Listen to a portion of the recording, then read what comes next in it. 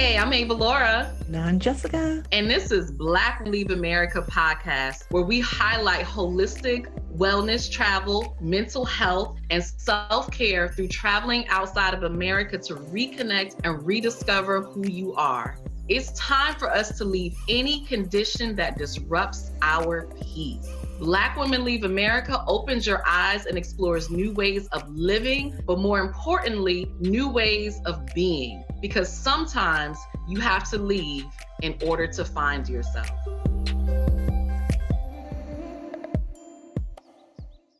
This is Black Women Leave America, where sometimes you have to leave in order to find yourself. I'm your host, Avalaura, and your other host. Oh, am I supposed to say, I'm Jessica. You're supposed to say whatever you want. And this week, our guest is Tosh Patterson. I am so happy to have Tosh. I've known Tosh for years when she was here in Maryland with me, but now she's no longer here. She's living her best life. So Tosh, go ahead and tell the audience a little bit about yourself. Well, ladies, before I introduce myself, I just want to say I love that you're putting this out into the universe. This is such a great topic, and I'm so honored to be here and to share my story with you and see what comes out of this conversation. So I am Tosh Patterson, and I'm currently living in Playa del Carmen, Mexico. I left the U.S. Just a couple years ago, and we'll get into all those details. But full-time, I help women simplify their lives and be unapologetic about their pleasure. Mm-hmm. And that is something that I have enjoyed doing for the last several years. And I host retreats, and that's kind of just a quick snapshot of who I am and what I do. Awesome. I love it. I love it. Who don't want more pleasure? Absolutely. Ma'am. Yes. Look, I don't know if you guys realized, but my eyebrows went. Right. I saw your face. You were like, wait, what? Like, what kind of pleasure? Avalaura always tells me, you can never hide your face. Your facial expressions, I'm like, oh, tell me more. Our face was like, what we doing at these retreats? Wait, y'all going on a tangent. We could get there. We can get there though. Well, now let's dive into it. Let's talk about it. Tell us a little bit more about the retreats and how you're, putting this out into the world, and then we'll go back and talk about a little bit of the origin story. But yeah, let's dive into the retreats. Yes. So I host a couple kinds of retreats. One retreat is called the Pleasure Lab, and it's a high-end in-person experience where one or two women come to me in Mexico. And it's all about decompressing, relaxation, and doing the energetic healing work that is so necessary, especially for women of color, Black women specifically. And it's just an opportunity to just decompress. There's so much stress and pressure trying to maintain life and the status quo and all the things. And because you are Black in America, there are all these subtle energies that get attacked every day. And so you're just wearing all of that on your shoulders, and it's weighing you down. So when people come to me in Mexico, it's really about decompressing, clearing your head, figuring out what is the priority right now. Because the other thing is there's so much noise, social media, work, your family, you get lost in the sauce. So that's the in-person, the Pleasure Lab experience. Then I host group retreats called Black Goddess Retreats, and those are all about sensuality and sexuality, and really providing the space for women to have these conversations and educate them on things that they don't even know about their bodies and about what's possible, not only physical pleasure, so sex, yes, I'm saying sex, not only sex and what's possible in that realm, but just how can you have pleasure in your everyday life? If you're stressed out, burned out, overextended, overcommitted, pleasure is some far out thing that you're like, I sound like wonk, wonk, wonk, wonk, wonk, wonk, And so inviting people to know that it's possible for you to have a pleasure-filled life. There are things that you can add into your life and be unapologetic about being a priority every single day. And you can still take care of the people who need you. So it's really deep work. It's energetic work. It's powerful work. And I love hosting the group retreats and the in-person retreats. Well, the individual retreats and the group retreats. And so the thing that I have found the most interesting about this particular work is that sexuality seems to be such a taboo topic, and it's crazy because I feel like Black women are sexualized, like out in the media, but then we don't have honest conversations about how sex changes over the years, about how our bodies change over the years, about what we want changes over the years, and quote unquote, what's normal? Like, is my sex life normal, or is it not? Or what's that continuum? So it's just some honest conversations and some, sisterhood sharing and being in like-minded people in community who want to have this conversation in a healthy way, in a restorative way. So I'll stop there, but that's what we do with the Black Goddess retreats and the pleasure labs. I love it because you're right. Like when you are stuck in survival mode and just the day-to-day grind, pleasure is a luxury, right? Where really, I say it all the time, like pleasure is our birthright. Like Absolutely. You're not here to be miserable, you're not here to struggle. And so however you can make sure that that's a part of your life on a daily basis is necessary. But yeah, you can't think about that if you're constantly thinking about how to pay your bills, being stuck in traffic for 2 hours, right. Having to come home and cook dinner and you're tired and, all of these day-to-day things that we're dealing with. Or just the reality of the script, right? Like we have subscribed to a success script. And I know I did it. I'm raising my hand of go to school, get a job, get the house, get the car. Yes, get the clothes, get all those things. And that also doesn't leave you space to be connected to you. Like what's authentic and in alignment for you, not for what your family or society says is success, but for you. And we get caught in the race of acquiring those things because America is such a consumer-based society. Not only the consumption of physical things, but the consumption of ideas, right? That we get lost in that whole thing. And I was lost in it and twirled around and found my way out. Twirled around in the mess and the chaos. Yes. So let's go back to the origin story as Jessica said it, because when I knew you, I remember you were here, I think you were working for University of Maryland, right? Yes. So how did that transition happen from, being in the success script to now getting out of it? Like, what did that take? Well, I actually was kind of thinking about this before our interview in terms of when did I first move abroad? And I actually have two answers to your question. So the first time that I lived abroad for an extended period was back in 2008. Okay. And I took a career sabbatical before it was a cool and trendy thing to do. And I asked, my employer for an extended leave of absence. I did that. And I worked for a program called Semester at Sea. And I lived on a ship with faculty and students and the whole thing for 4 months. And we traveled to 11 or 12 countries. Wow. So everybody lived on the ship. It was like 800 people living on the ship. And that was a powerful experience to be able to see that many countries in such a short span of time. And to just have some time away from work and to have some time to reflect and reconnect with myself. And it changed my whole perspective about, wow, like maybe I could do something like this in the future. Again, maybe I could live outside of the US.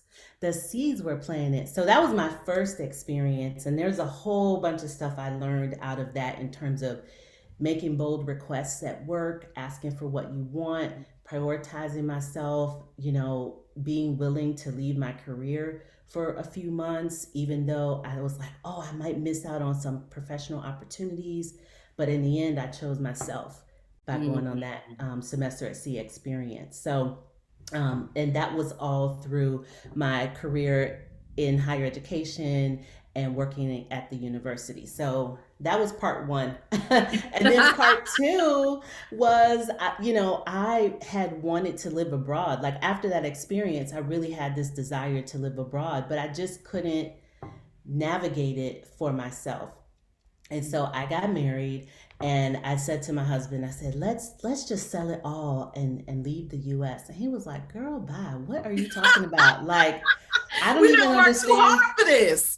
Right. I don't even understand why you want to do that. Like, we have great jobs. We have this house. We lived in Maryland, right next door to DC. We were climbing the success ladder. And he was like, no, that's just weird. No. So fast forward 7 years later, it's 2020, and we are in the craziness of that year, and everybody is reflecting and reevaluating and saying, like, is this the life I want? So I came downstairs one day for my morning coffee, and my husband said, honey, let's sell it all and move abroad. And I was like, get out of here. Stop playing with me. I suggested this 7 years ago, and you told me I was crazy. And he said, no, we need to get out of here. And so in the context of 2020, George Floyd had just happened, coupled with all the other things that had happened. He said, I think we can make this shift, and let's really talk about it. So we really talked about it and said, okay, we're going to give ourselves a year. Let's leave the US. Let's see what we can do, and let's sell it all. And that's what happened. Just 2020 into 2021. Wow. Yeah. You know, it's funny because we have these conversations with women about leaving America, and it's like, in this situation, right? Your husband is the one that's like, yeah, you know what? Let's leave. Let's leave. Let's go. Right. Yeah. And also that piece of a lot of the things that we saw were happening to our men, right? Yeah. Women, obviously, we have our thing, but a lot of the killings and things were happening to the men in our country. So it's, men don't talk about it a lot, right? they don't talk about it a lot, but that might be something me and Avalaura may want to explore later on. But that conversation around how men are leaving and how they feel around their women being here and having to feel like they're protecting, right? Yeah. So to speak. So yeah, Avalaura, I'll pass it to you because I know you probably have something you want to dive into on this piece. Well, so what I love about this is that there's a couple things. So one, a lot of times when we have a dream or vision of something and it doesn't happen, we feel like it's not going to happen. Yeah. You know what I mean? Or we feel like, well, maybe that's not what it's supposed to be, right? Or, we just give up. And really what it was is not that it wasn't supposed to happen, but it wasn't supposed to happen then. Right. And this was like the kind of perfect storm, if you will, for, everybody to get on board. And so I love that you didn't give up. And you were, I'm sure you were doing retreats in the meantime. So even though you hadn't fully moved, you were kind of stepping your toe in. So you're getting closer and closer to manifesting your vision, right? You're still doing the work to do that. But the other thing that I love is that you went with your husband. And a lot of the women that we talk to are single. And I think it's easier, right, when it's just you to kind of make your own decision and say, you know what, because you would have been gone a long time ago, right? True. So it's easier when it's just you to just be like, you know what, I'm out, peace. Yeah. But I love that you are, married and you both decided it together. So how was that doing this with your husband? Whew, child. I mean, real talk, it's a lot. But before I go into a full answer, I do just want to underscore something you were just saying, which is, I wanted to do it 7 years ago. He wasn't ready, but I planted a seed in him. Yes. And so we were doing things in the 7 years that really positioned us to be ready to make that launch. So we realized, okay, we don't have any passive income. We're tied to these employers. What are other ways we can make money? And so we started, even though I wanted to immediately move and live abroad 7 years ago and it wasn't possible, I kept reframing it because it was my dream. It wasn't his, it was mine. And so we said, okay, we can take 2-week vacations. Then we got to a point where we could take 1 month vacations. Then like you said, I was doing the retreats. And then we started realizing, okay, maybe these are other ways that we can make some passive income. So we were really nurturing the soil to be ready that in 2020, his confidence was to the point where, okay, yes, we can make this leap. And so basically the criteria for us to make that move was that we needed to be somewhere where we could stretch our money, and that we could have, you know, a beach type of lifestyle. So our apartment is 15 minutes from the beach in Playa del Carmen. We knew we wanted sun, we wanted fresh fruits and vegetables. Like these were all the things that were criteria. And the other piece was the ease of getting back to the US. So the previous year we had spent a month in Bali, which was magical and beautiful, and we had to really work to make that happen. But we realized it was so far away. So if something happened to our families or we needed to get back, it's a 24-hour. You can't expedite it. You can't make it any faster. It's just 24 hours. So when we were looking, we said, oh, you know, where can we go maybe in Latin America? What's closer that we could leave the US and still have this experience? And so, you know, we did the research and found Mexico. In terms of doing it with my husband, you know, some days I'm like, oh, this is so great. But I have to be honest, some days I'd be like, man, if it was just me, I would do this and this and this.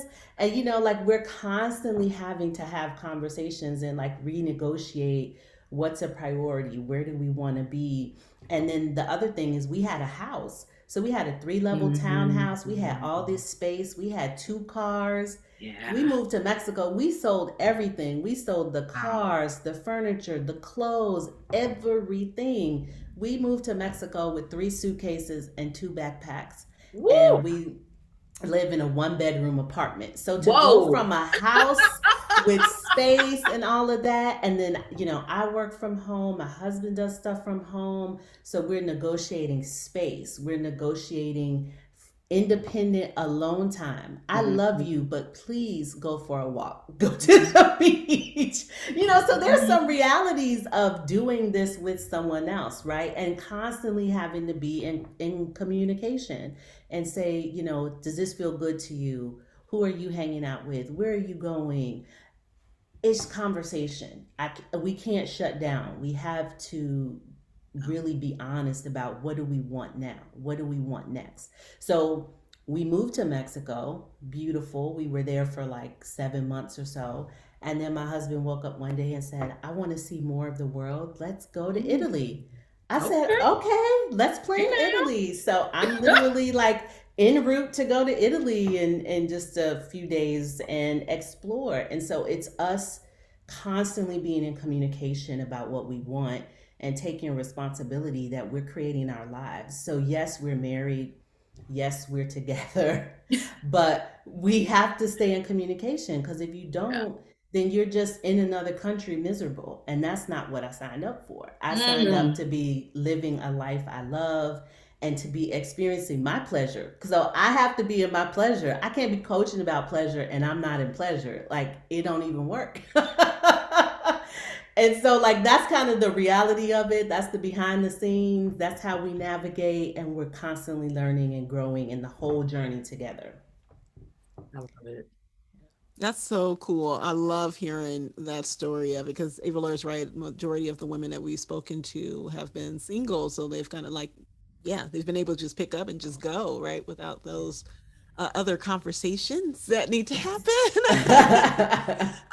But you know what? They might be having conversations with family, because people, as soon as you say you want to move abroad, oh, child, you know, I just saw a report on the news about fill in the blank country. That would be my mother. And are you doing that by yourself? Is that okay? I don't know. What you gonna do for money? You know, like people will come at you with all their issues when you're single or married.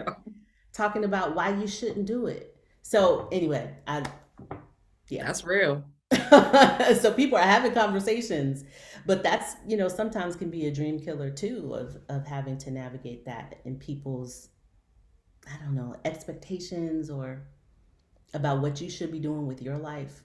But okay, just like, why I gotta negotiate what I want to do with my life? Right. Like, why is this a group conversation? Yeah. If you're not paying my bills, you don't get to vote. That part, right? That whole part. Yeah. Well, I had a question around when you started to think about like passive income streams and things that you were going to do. How are you finding those things? What were you kind of researching in that kind of, in that 7 years of what you should be doing? How did you, and then was there any fear around it, right? Were you feeling any kind of like, oh, well, maybe this isn't right? Anything to Yeah. that effect? Yeah, I mean, we researched a lot of different things, but at the end of the day, I'll just tell you where we landed because people always ask, "Well, how do you make money?" So this is our money. So I provide my coaching services and I host retreats. That's a primary source of income. And then the other thing that I do is work. I do consulting work, and I do stuff around diversity, equity, and inclusion. And I work with CEOs around strategic planning, organization. And that's just my skill set from university life that I've been able to reapply to other industries. So that's a source of income. So the first two sources of income are not passive. Like I actually have to show up and provide my services for people. However, the passive income that I have a couple of books. So I have a book called The Black Goddess Path to Pleasure. I have a travel book, Work Less, Travel More. So those are passive sources of income. And then the biggest passive source of income is that in that 7 year window, we invested in some real estate. So we have a couple of rental properties, and those properties generate income for us and basically pay for our life abroad. And so that's how we're able to do it. And then my husband has started to offer relocation services for people who want to consider Playa del Carmen, and he's been enjoying doing that. And he does some additional consulting work outside of that. So we have all of these, different streams, and we're still kind of looking for other ones. And the one that we researched and didn't take action on back then was day trading. But we've kind of become interested in it again because people, you really can make a good chunk of change to live abroad. I think that what's been so eye-opening for me is that my quality of life has improved so much in Mexico, but the cost is so small. I mean, my total monthly expenses is not even my mortgage back in the US. And in terms of my Wow. lifestyle in Mexico, I mean, we have a really nice 1 bedroom apartment. We're 15 minutes from the beach. We have a beautiful rooftop. Um, we're able to get in-home massages a couple times a week. We have dental services. I have those kind of extra pampery services that in the US would easily be like $1,000. Like for example, to do like skin waxing and hair removal and stuff. That would be so expensive in the US is like very affordable down here in Mexico. So just my overall quality of life, fresh fruits and vegetables, fresh juice, sun on my skin every day. It's just amazing. And the thing that I cannot convey enough is just that my quality of life is so high and the expenses are so much lower than the US. And I'm like, I was trying to do these same things in the US, like massages, having a cleaner come to my home, and it just adds up really, Yep. really fast. And here is something that I can actually do once a week. Like we have a cleaner once a week. I can have a massage twice a week. All of these things, and it's just like a no-brainer to be Wow. outside of the US. And even if you're not permanently based outside the US, but you have chunks of time, like Mhm. 90 days or 6 months where you can leave and have the experience, it's so worth it because you're so stressed in the US. There's no time for you. There's absolutely no time for you. So if you leave and put yourself like on the top of the list and get the massages and get this chakra energy healing and go sit and stare at the ocean, like we need these things. These are not luxuries by any means. I feel like me being in Mexico is giving myself permission to actually release all of the traumas in their various states that have happened to me. The in your face trauma of being like one of the only black women at the table in corporate America in my previous career, to the daily microaggressions, to the financial stressors, on and on and on. And I don't have to deal with that abroad. I just don't. they don't care that I'm brown. No one's following me around the brown store. too. They're brown too. Like, they'll, hola, amiga, hola. Keep it moving.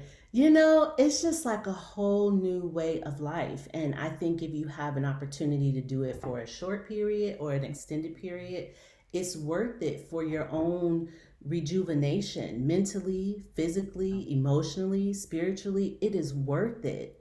If it is worth it, you could do it in with $2,500. You could be gone for 2 months. I mean, really, don't let money be a barrier. I think we have this image that, oh, that's so luxurious, that's for them over there, that's for those six-figure earners. Girl, bye. If you got $2,500, figure out how you can be gone for a couple months. Yeah, a lot of people have said that, and of course it definitely depends on what country you're going to, but the cost of living in a lot of these countries is so low that you absolutely can. I mean, some people said they really had no money at all, and they didn't plan at all, and they just left. So it can be done. So I think those are all the good things, right? And and that, look, every time we talk to somebody, I'm sold. I'm like, why am I still here? I have to like question myself, like, what am I doing here? You know what I mean? Like, I need to be going too.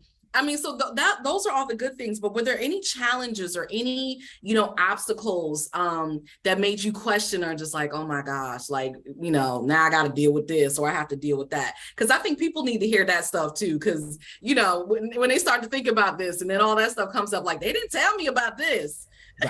Right. Only the highlights, right? Yes. No, y'all, I got the lowlights too. I mean, one of the realities of whatever country you choose to go to is the language barrier. So I know that I want to be in Mexico and in Latin America. So I'm investing the time and energy to learn Spanish. And I take Spanish a couple days a week. And I'm a very eager student, like I practice and all the things. But I think that's something that people don't anticipate, how frustrating it can to be a new speaker. Like, I feel like I'm at like a first grade speaking level and a first grade comprehension level for Spanish. And I'm okay with that because I'm fluent in English, and I'm willing to learn more Spanish, but, giving yourself some compassion to know, like, you're not going to be able to communicate in the most complex way. I use very simple sentences. I use very simple words to convey what it is I want. And I'm okay with that, And so that can be a stressor for people. And then also, everything's written in another language. So it slows you down. You can't be boom, boom, boom, boom, boom. You have to slow down and make sure you understand. And also the cultural nuances. So what a gesture might mean here in the US is not what it means there, or how they operate their day-to-day. So for example, when I go to the main street, I would expect things to be open by 8:30, 9 o'clock, but that's not the case in my neighborhood. They open at like 10, so just these subtle things that you have to start to get used to. Or it's this holiday. I didn't know about that holiday. Where everybody at? Like, what's going on? So I would say a different calendar. Yes. I mean, so I think that's a really big thing to brace yourself for. And then that's compounded if you move around. So if you're moving from country to country, then every time you move, it's a whole new set of words you need to learn to be able to do the basics, versus if you're like, okay, I'm going to be based here in this general region. I'll go over there for a week. I'll go over there for a week, but I'm based here and I know how to communicate here. That provides some stability for you. So anyway, I won't go on and on, but that's a big stressor that I don't think people really think through. And I'm in the middle of it, so it's fresh for me. And then the other piece that I'm also in the middle of, even though we've been gone for an extended period, is dealing with the banks and using your cards abroad. And I even have international cards and I have travel alerts, and 2 of my cards have been shut down, and I literally had to go back to verify that I am who I say I am, because y'all got my money locked up. And so that is something that I could never have anticipated. Like, I did a lot of due diligence about picking the right banks. that will work for international travelers, and they mostly do, but they're trying to protect me, but then they locked my money up. So, either you need to have somebody back in the US who can act on your behalf, and maybe they have access to certain things, but if your life is not set up that way and you don't want to entrust that money to others, then that's going to be your burden to bear. And so for me, the way we've been able to navigate it is that we kind of have family friends in Florida. So when we need to send important documents, we'll just send it to Florida, and then we fly back to Florida. So we're not flying all the way back to the Maryland, DC area. So the tickets are more economical. If we needed to, we could do it in a day. We could fly here because it's only a 90-minute flight. We could fly here, take care of business, be here for the day, and come back at night. So those are the logistics of things to think through. And then because we have rentals as well, my husband had to go back to the US for something, even though we have a property management company to help us. Again, he had to be in person for this particular issue, and it was just no way around it. So it's like, okay, I'm going to stay. See you later. Safe travels. But those are the things that I never would have expected to have to deal with, that we've been dealing with for the last several months. And so I would say my encouragement would be flexible as you're moving around the world. Like, you have mastered the US and you know how the US works and what to expect, but other countries are different than the US. And that's why you want to leave, but then that will also be a burden that you have to navigate through. And at the end of the day, for me, it's worth it. Like, I'm willing to do that. I want to ask about the picture as we end, before we go, because I feel like we'll get a question and like, why you didn't ask about the beautiful art behind you? So if you could tell us a little bit about that. Yeah, this is a piece. This is actually my friend's artwork, and she commissioned someone to do this for her, and this is in her office. And so actually, I am in Florida now because we're about to position ourselves to fly off to Italy in just a few days. So I'm in her office stealing her space.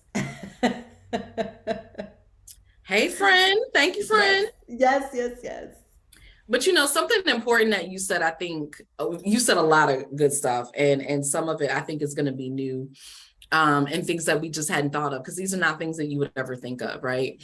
But I think something that you said is really important is that even though you leave, it is still good to have a support system behind. Because in fact, we are still American, right? Yes. And there are things that we're going to have to deal with here. And so that is something to think about as you're leaving, that who do you still have there that can support you and help you if things do happen to come up. I think that's really good. And some of the other ladies have said that they have had to come back and forth.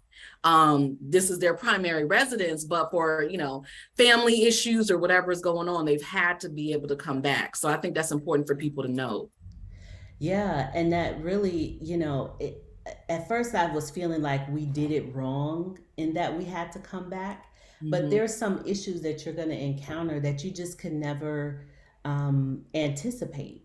Like any number of things, like if you have a medical device and they won't ship it to that country, or, there are all these little things that you just can never anticipate. And so, I would say let go of perfection and just be willing to be in the flow of that moment and just deal with it as it comes.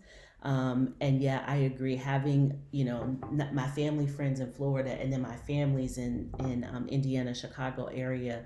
So just knowing that there are people who are either coming to visit us that can bring stuff, or if I need to mail something somewhere, like I have a handful of addresses that I can use to secure those things that I need mailed to them. So, you have to be willing to ask for support though. So that's the other piece, is that sometimes people are like, I'm going to do it all on my own because ain't nobody supporting me, the whole thing. But I think it's a better experience if you have a handful of people who can support you on the journey of leaving the US and moving abroad and having that experience. Yeah, I kind of feel like what I'm hearing from you is that you can leave, but that doesn't mean that you can't come back, right? Like you can leave, get what you need, do what you need for yourself, and then, come back when need be, or when, you you just want to. But I also hear the larger message of the whole world is ours, that we Oh, don't have to yes. only be in one space. And I think Mm, for a long time, I'll speak for myself, that's kind of the way I thought, like, oh, America, I'm here. This is where, but it's like, no, we have the whole world that we can explore, and the whole world is our place, and we can move around where we want to move around. We don't have to be in yes. one place. Yeah, So, and I had a an older woman, lady friend, an older girlfriend. She's 60, and she was just sharing with me this thing. She realized, she said, "I'm not a tree. I'm not planted in the ground. I can move wherever I want, and I can still be fertile in whatever new place." And so she and I actually met in Mexico, and then she decided to go to Portugal, and then she decided to spend some time with her daughter in New York, and now she's back in Mexico, right? And so I love what you just said, Jessica, like really giving ourselves this possibility of being wherever we want to be, especially given the world that we live in now that is so remote and tech savvy and all the things. Like, it's really possible to have this experience for a short term or a long term. And there's no right answer, right? Like, there's no one right way to do it. We can all do it in a way that feels good to us.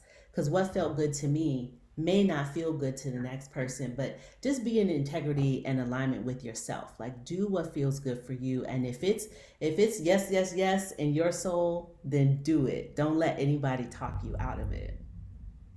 I love it. I love it.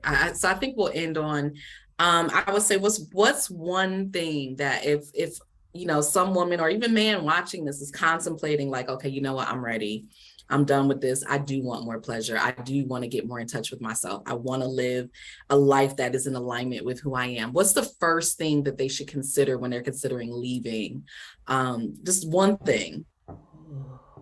Hmm. That's such a good question. Um, I think my sage advice would be to just think of as you're about to leave the US, what's one place you would want to have as your home base? Like, to think of leaving the US is like, I'm going to go somewhere else and like maybe have a home base. And that's the place that I'm going to invest my time and energy and give back to that local community. And I can travel from there. So, what's one place that would be a good home base for me? So, one of the things that I've encountered is that as you start to travel and you meet digital nomads and you meet expats and you meet retirees, and everybody's moving and going to these places. And just like you were swept up in that script in America of this equals success, you start to think, well, maybe I need to go there. Maybe I need to do this. And they're doing all these places, and I do too. I want to do that too. And I think the better thing to do would be, where can I have a home base and expand from there, so that you stay grounded in something and you don't get caught in the swirl of all these travelers who are moving about all over the place. And just trust that whatever you come up with, either if it speaks to you in your soul or you do research and you're like, oh, I think I could go to this place, just pick a place. And then once you have that place, if it's not serving you, if it's not what you thought it was, then allow yourself to move and plant somewhere else. Love Because it. you're a tree and you can go in. You're not a tree, you can go wherever you want. I love that. Tasha, tell us where we can find you, where we can find out more about your retreats, especially the Yes. sensual ones. Jessica, me and you gonna have a talk after this, girl. I'm gonna bring my husband on too. Like, listen. Unknown caller. Um, so folks can find me over at toshpatterson.com and see what I'm up to these days, and send me a message and we can have a little chat and see how I might be able to support you. But I just want to say thank you, ladies, so much for opening up this conversation. I really do think it's so important for people to start putting this on the on right, like a new cap, and really exploring the possibility, like what would it be like for me to have a really juicy, fulfilling, fun, exciting new phase and new chapter of my life. And it's available. And so I'm so glad you're inviting people like me to come on and share our stories, to just give others motivation, encouragement, and support to know that you can do it too. Because if I have it, you can have it. Absolutely. Because I'm not independently wealthy. I'm just kind of the average Joe, me and my husband, and we did it. We figured it out, and you can too. So thank you for holding this space and inviting others to consider the move and the leave. Thank you so much for your presence and your sage advice. I think that you really gave a lot of us, a lot of things to think about. And I think ultimately what you're saying is important to know that we have options, that wherever you are in life, you don't have to stay there. You don't have to stay stuck. You have options. There are other things that you can do. And so really your job is to figure out what it is that you want to do, even if it's not permanent, just do something, right? And let that take you to the next phase. So thank you so much for being here. We appreciate you. Thank you so much for you all watching Black Women Leave America. Until next time,